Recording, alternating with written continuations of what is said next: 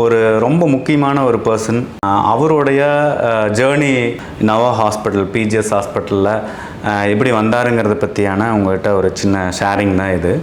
இங்கே இருக்கிறவர் வந்து மிஸ்டர் முகமது ஷிஹாம் அப்படின்னு சொல்லிட்டு நபர். அவர் வந்து என்னுடைய ஃப்ரெண்டு வந்து இம்திகான் அப்படின்னு டாக்டர் இருக்கார். அவர் ஸ்ரீலங்காவில் இருக்கார்.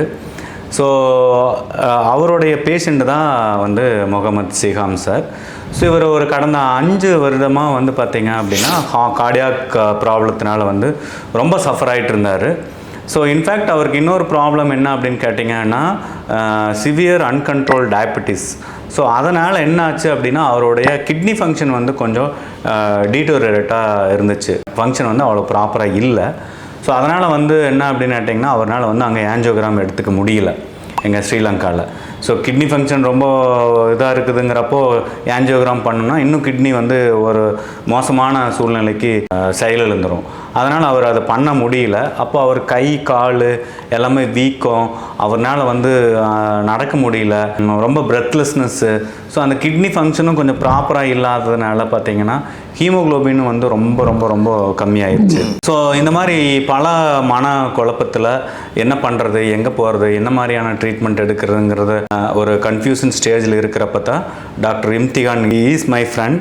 ஸோ அவர் ஜென்ரல் ஃபிசிஷியன் அங்கே ஸ்ரீலங்காவில் கொழும்புல இருக்கார். ஸோ அங்கேருந்து வந்து இப்போ ஆல்மோஸ்ட் சார் நீங்கள் இப்போ எத்தனை நாள் ஆச்சுங்கிட்ட வந்து 10 days ஆகுது. 10 days ஆகுது. எஸ்.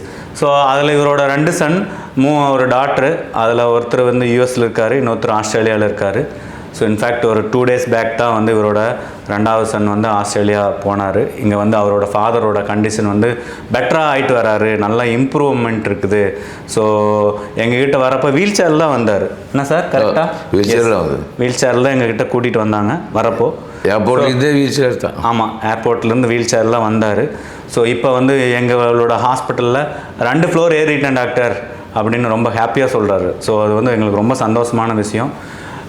இன்னொரு என்ன அப்படின்னு கேட்டிங்கன்னா, ஸோ எங்களுடைய பிளானே ஆஃப்டர் சீயிங் ஹிஸ் ரிப்போர்ட்ஸ் வந்து பார்த்திங்கன்னா ஃபஸ்ட்டு வந்து இவருடைய மெடிக்கல் மேனேஜ்மெண்ட்டை நாங்கள் வந்து கரெக்ட் பண்ணோம். 2வது வந்து இவருடைய லோ ஹீமோக்ளோபின் லெவலுக்கு வந்து அதை கரெக்ட் பண்ணணும்.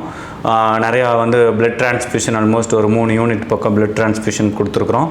ஸோ கிட்னி ஃபங்க்ஷனை வந்து ஓரளவுக்கு ஸ்டெபிலைஸ் பண்ணுறதுக்கு ஒரு சில மெடிசின்ஸ் எல்லாம் இப்போ நாங்கள் இனிஷியேட் பண்ணியிருக்கிறோம். ஸோ 3வது முக்கியமாக என்னென்னு கேட்டிங்கன்னா, ஃப்ரம் த டே 1ல் எங்களால் பண்ண முடியல இஇசிபி பிகாஸ் லோ ஹீமோக்ளோபின் லெவல்னால அவருக்கு பயங்கர பிரெத்லெஸ்னஸ் இருந்துச்சு. 2வது அவர் எடுத்துகிட்டு இருக்கிற பிளட்டினால நேசல் ப்ளீடிங் இருந்துச்சு. ஏன்னா சார் மூக்குலேருந்து ரொம்ப ப்ளீடிங்லாம் வந்துட்டு இருந்துச்சு.